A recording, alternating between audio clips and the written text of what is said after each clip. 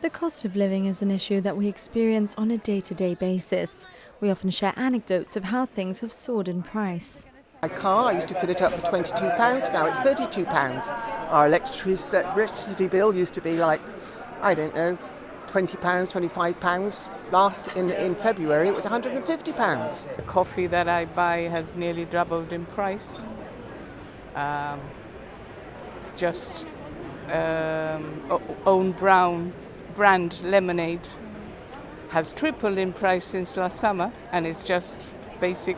Things always go up over time, but prices are soaring faster than they used to.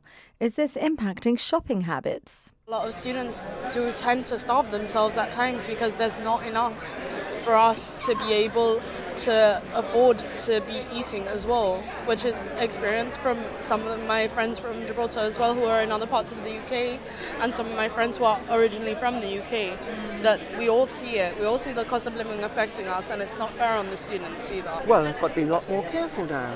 When I'm shopping, I look at the price of everything before I buy it, which I never did before. You know, I need that, I want that, this, that and the other, but now I'm having to watch the pennies every time I go and buy anything.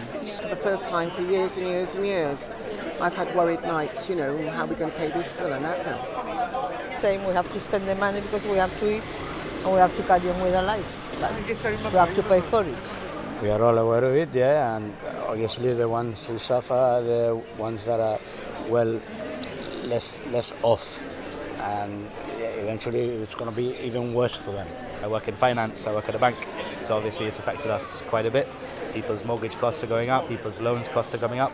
I really have managed to, for now at the moment, I'm still living my life as I should daily, go to work as I should, and keep on training and keeping active. Yeah. Life is too short to cut off luxuries and pleasure. Now I don't have to really. I'm blessed. I'm blessed because I worked all my life, and so I have a pension. It has gone up a little bit, but then you'd expect it after COVID and everything being closed. But the economy here is still thriving. Gibraltar government inflation figures are only published a few months after the relevant period. The number we're currently looking at relates to January this year. In the UK in January, the rate of inflation was 8.8%. But the latest figures show it's now climbed to 9.2%. Not very promising. In Spain, inflation has slowed to 3.3%, though the general trend in Europe is that things continue to be more expensive. On the Rock, we import everything, primarily from the UK and Spain, which adds to the cost. It paints a bleak picture, as almost everyone will be feeling worse off at the moment. However, there are predictions that inflation will slowly ease over the course of this year. Let's hope those predictions are correct.